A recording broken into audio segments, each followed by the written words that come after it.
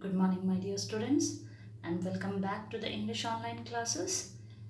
Before I proceed with this second chapter of your supplementary reader snapshot, I would like to inform you something. As your class teachers might have informed you, still from the mid of October, your midterm examinations are going to start. Now, how it will be done, that will be informed to you step by step through the various videos. But right now, it is just an information that from the mid of October, your examination is going to start, and it will be MCQ as well as subjective pattern.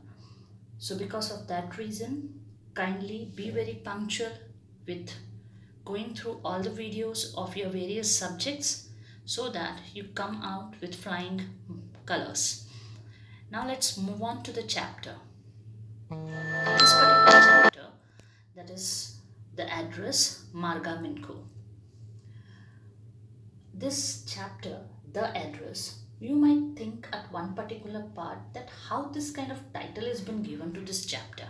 What the writer Marga Minko was having in her mind when this title was given. But remember, every title that is chosen is basically based on the central idea or the main theme of the chapter. Here also one such thing is there, but you will come to know actually about it when we will come to the end of the chapter.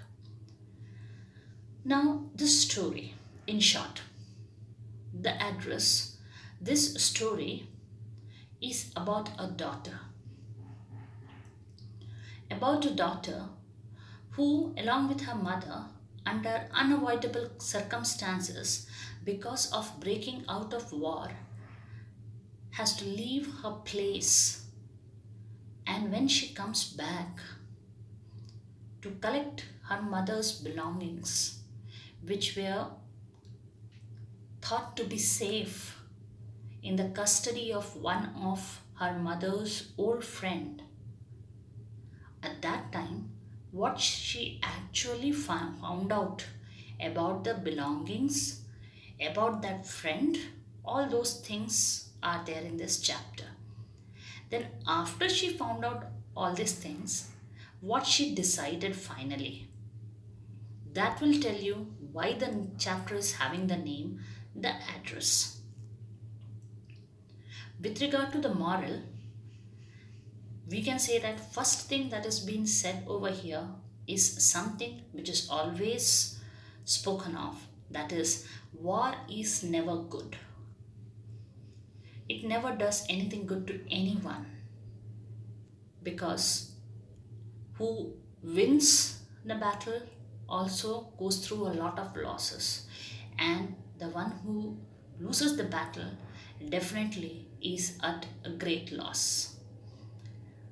The second thing is, when you believe somebody, don't believe blindly, because the world is full of varied type of people. Great manipulators are there, and the story very beautifully tells us about the belief of a lady and the broken belief of a daughter, both placed on the same person. Now let's begin the chapter. Chapter 2, The Address by Marga Minko. This short story is a poignant account of a daughter who goes in search of her mother's belongings after the war in Holland. When she finds them, the objects evoke memories of her earlier life. However, she decides to leave them all behind and resolves to move on.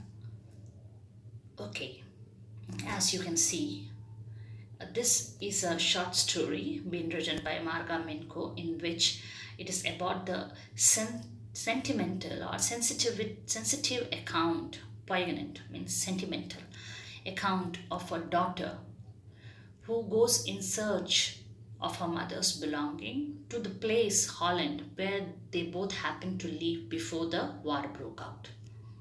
She finds them, but those objects, they evoked some memories of her earlier life, the life with her mother in that place. Then she decides to leave them all behind and makes a promise to move further. Now, here in this story, the mother, means narrator is definitely there, and the narrator's mother, she is being called as Mrs. S. So remember, I'll be saying Mrs. S daughter. So the story begins like this. Do you still know me? I asked. The woman looked at me searchingly. She had opened the door a chink. I came closer and stood on the step. No, I don't know you. I am Mrs. S. daughter. She held her hand on the door as though she wanted to prevent it opening any further. Her face gave absolutely no sign of recognition. She kept staring at me in silence. Okay, now basically the story or the scene is like this, that Mrs. S daughter, she rang the bell of a house, and when the door opened, she asked the person who opened the door, who happens to be a lady, that whether she knows her. Then that lady looked, means the woman who opened the door, she looked at the narrator from top to bottom like as if though trying to recognize her. And when she opened the door, she didn't open the door fully, just a chink, means just a little. And our narrator, what she did, she took one step more and came closer to the woman, and she wanted her to recognize. Then the lady, you know what she gave the answer? No, I don't know you. Then our narrator, she gave her introduction. She introduced herself. She said, I am Mrs. S. daughter. Now this lady, what she did? After hearing I am Mrs. S. daughter, how she reacted? She held the door with her hand, like as if though she don't want the door to open any further for the person to see inside. And her face was giving no sign, means there was no sign of recognition. The narrator was totally surprised that this lady don't recognize me. She don't recognize me even after telling my mother's name. Instead, that lady, she was looking at her. She was staring at her in total silence. They were very quiet. Further, now let us see what was going on in the narrator's head. Perhaps I was mistaken, I thought. Perhaps it isn't her. I had seen her only once, fleetingly, and that was years ago.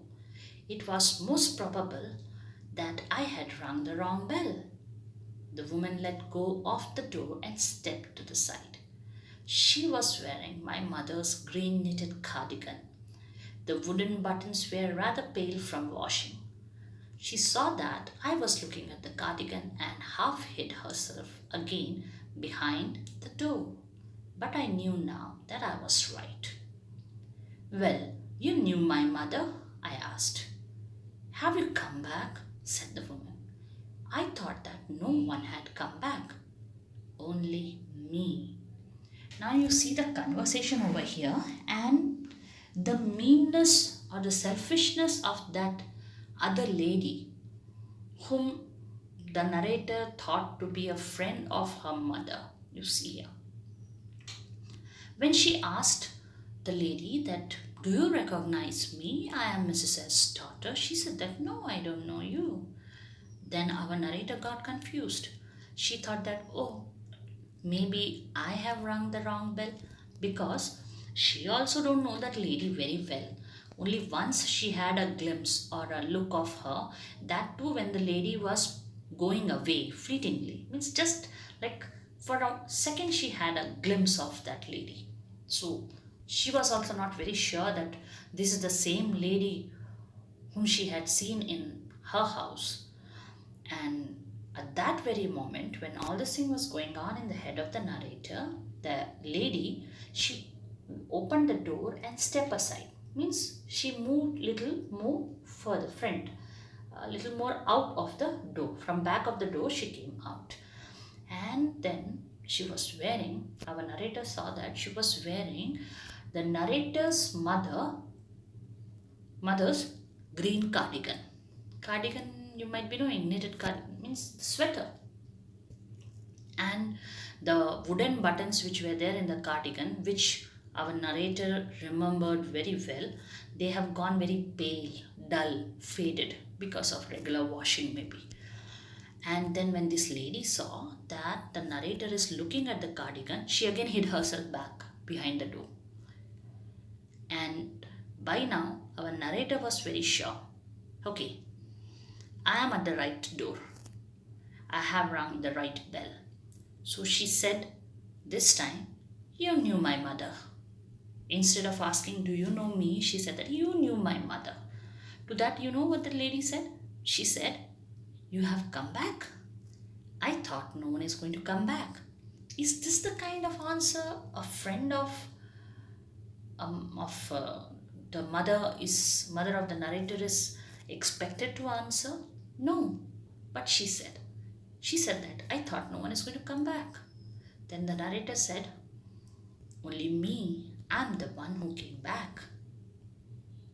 Then further, a door opened and closed in the passage behind her.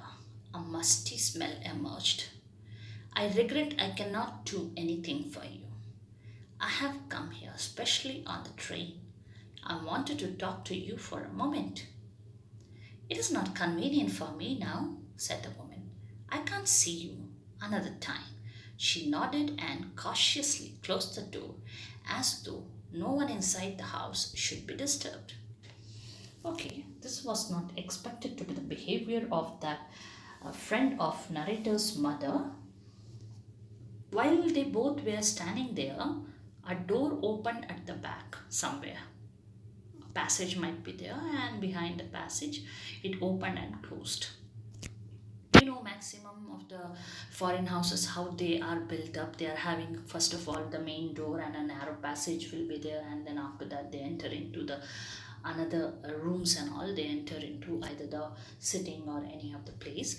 So like that only, where they were standing, behind them somewhere in the passage, a door opened and closed, and a kind of a musty, like a kind of a moist type of smell comes now when things are very wet and the dampness smell comes. That smell emerged, and the lady, now she began the conversation. She said that, see, I regret, I'm sorry, I cannot do anything for you, she said to the narrator.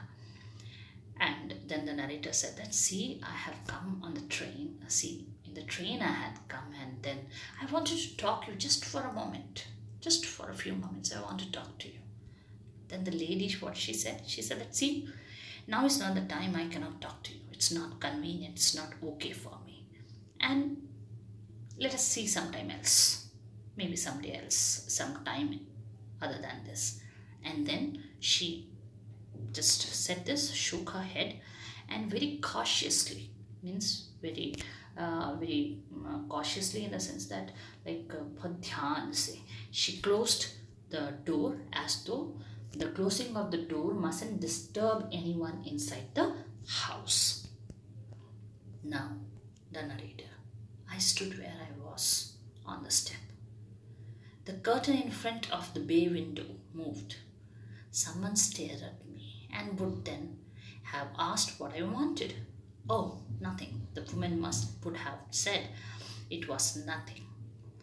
The door was closed on her face by the lady, and our narrator was transfixed.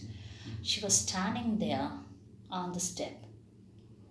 Meanwhile, on the bay window, the curtain which was there, it moved. Bay window, the windows, long windows are there, no? There, the curtain moved.